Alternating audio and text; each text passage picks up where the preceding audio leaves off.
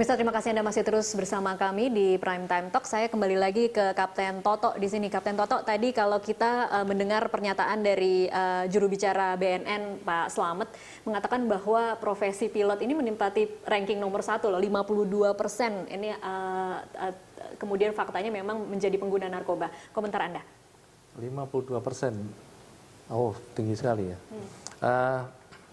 Ini satu angka yang buat kami cukup mencengangkan juga ya, angka 52 itu.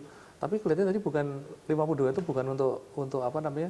Untuk penerbang terbagi-bagi oleh yang lain. Salah satu adalah awak pesawat. Okay. Awak pesawat. Inilah fakta mengatakan sampai saat ini masih jadi seperti itu. Oleh sebab itu harapan kami sih tanggung jawab itu kita pikul bersama.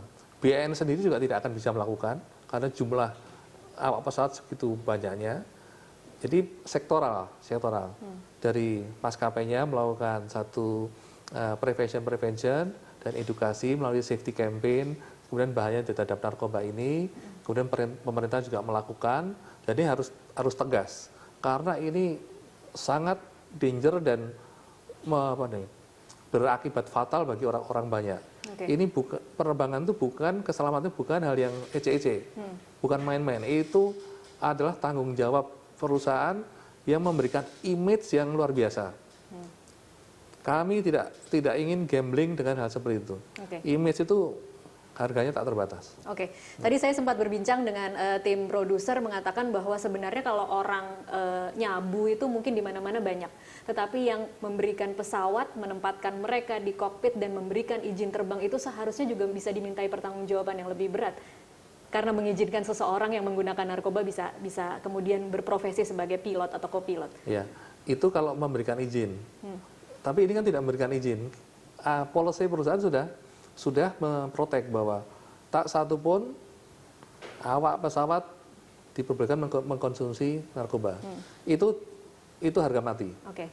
Kalau ketahuan sekali, udah itu di layoff. Itu tidak main-main. Akibatnya sangat luar biasa. Okay. Akibatnya sangat luar biasa. Oke, baik. Saya kembali lagi ke Pak Slamet. Pak Slamet. Iya. Kalau Anda melihatnya ini kasus sebenarnya bukan yang pertama kali, sudah pernah terjadi di masa-masa sebelumnya, bahkan di 2011 itu bisa sampai 2 kasus dalam 1 tahun dari maskapai yang sama. Anda melihatnya sebenarnya titik lemahnya di mana? Apakah memang ini random terjadi pada oknum-oknum tertentu yang kebetulan profesinya pilot, atau memang ada lemah pengawasan yang dilakukan oleh baik maskapai maupun regulator dalam hal ini Kemenhub? Oke. Saya ingin memperbaiki tentang data tadi, bukan 52 tapi 50,34% itu ada pekerja pemerintah dan swasta. Oke. Bukan profesi pilot, bukan. Oh, oke. Soal kembali kepada pertanyaan tadi, agak diulang pertanyaan tadi. Anda melihatnya kalau kasusnya bisa berulang sebanyak ini, sebenarnya ini memang oknum kalau ini atau diulang, tentu analisisnya adalah pada man, money, material, method. Bagaimana manusianya pada saat rekrutmen, bagaimana soal anggarannya, kemudian bagaimana metode pada saat pada saat penerbangan itu, misalnya SOP-nya, juga regulasinya bagaimana, materi kontennya bagaimana. Jadi man, money, material, method itu merupakan bagian dari analisa. Tapi saya bukan ranah itu. Tapi kalau kebanyakan dari hasil fakta ya tadi itu, mereka mengatakan selalu beban kerja, kemudian stres. Barangkali kalau memang sudah mengatakan beban kerja dan stres ini salah satu bagian yang fokus untuk menjadi bahan kajian manajemen. Itu dari sisi yang lain, sisi penegakan hukum itu, Pak. Oke, Pak Slamet, kalau yang wajar atau yang disarankan oleh BNN sebenarnya pengecekan terhadap awak pesawat yang akan terbang itu sebenarnya berkalanya seperti apa sehingga kemudian bisa mencegah atau bisa kemudian menangkap orang yang memang mengkonsumsi narkoba? Ya, pencegahan itu dilakukan di setiap saat, Pak. Itu setiap saat, setiap waktu, tidak boleh tidak boleh menyederhanakan situasi. Mbak Rasa boleh nggak? Oke, baik. Baik, terima kasih Pak Slamet untuk waktunya bersama kami di Berita Satu. Pemirsa, itu tadi Slamet, juru bicara BNN. Saya kembali lagi ke Kapten Toto untuk kalau kita bicara dari sisi penumpang. Saat ini mungkin penumpang akan berpikir betapa bahayanya kita tidak tahu orang yang mengendalikan pesawat itu menggunakan narkoba atau tidak. Nah, sekarang bagaimana caranya kita sebagai penumpang bisa menuntut pertanggungjawaban maskapai untuk memastikan bahwa pilot-pilotnya bersih dari narkoba? Ya, itu panjang dan sulit ya. Tapi yang jelas maskapai itu punya satu keinginan bahwa kami dipercaya oleh penumpang. Kalau ini efek dari itu kan tidak terjadi kepada penumpang-penumpang yang akan menuntut. Katakanlah kalau dia ternyata pada saat ada satu eksiden, pilotnya terbukti melakukan mengkonsumsi sedang obat, dalam konsumsi narkoba, ya, mereka kena imbas dari dari masalah ini, mereka nuntut mungkin bisa ya. Saya berharap tidak sampai terjadi seperti itu Tidak dulu, kemudian seperti itu. baru maskapainya bisa dituntut ya. Insya Allah tidak akan terjadi lagi dengan saya berpikiran positif ya. Okay. Saya yakin tidak ada satupun airline yang menginginkan ini terjadi.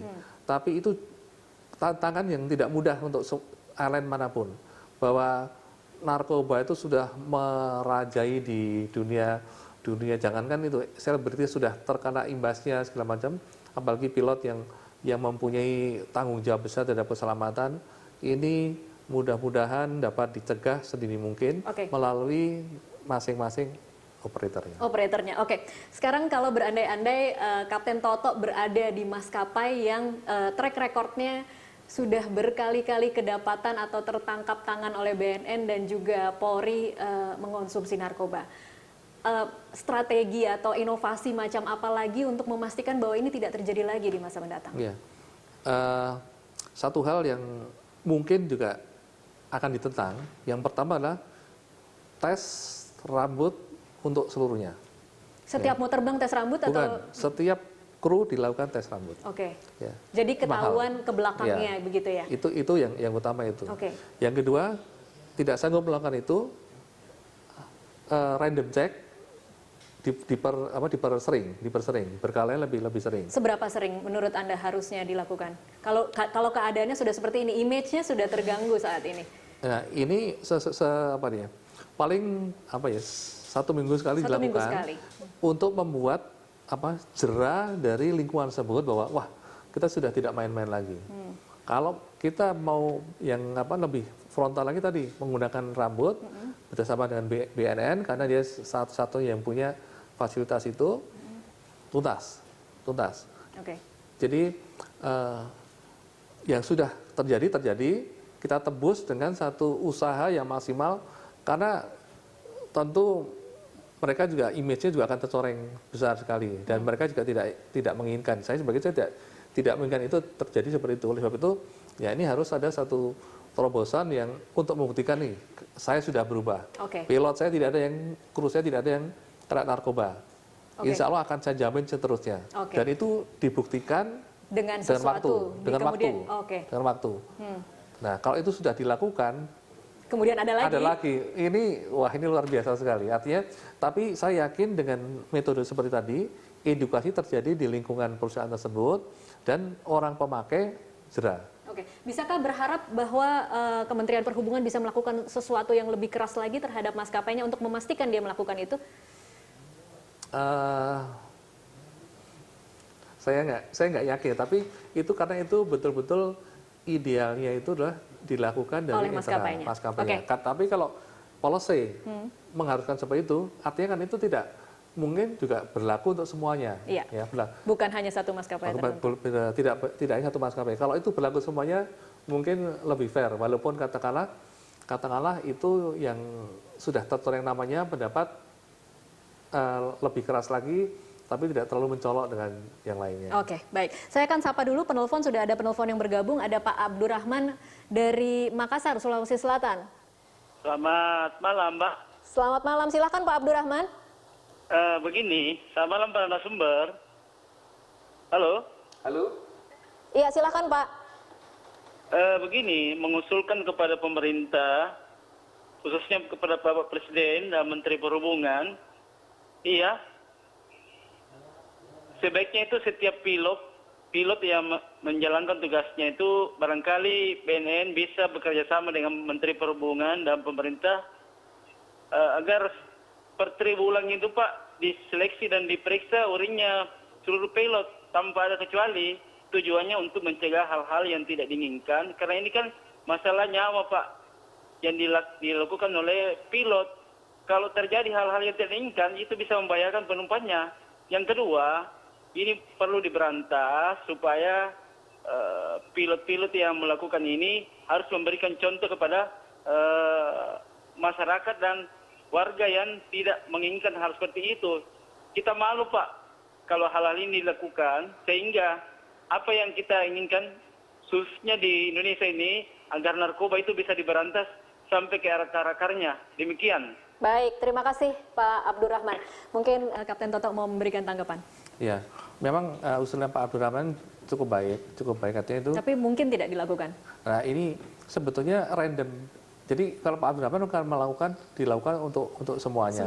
Semuanya. Tapi kan ada juga satu maskapai yang tidak apa-apa gitu. Oke. Tidak apa-apa. Kalau ini memang itu menjadi keputusan pemerintah, siapa itu maskapai pasti akan mengikuti. Kan setiap pilot 6 bulan sekali dilakukan medical check. Iya. Itu dimasukkan di dalam satu periodik medical check juga tidak apa-apa. Kalau itu sudah merupakan satu keputusan dari pemerintah.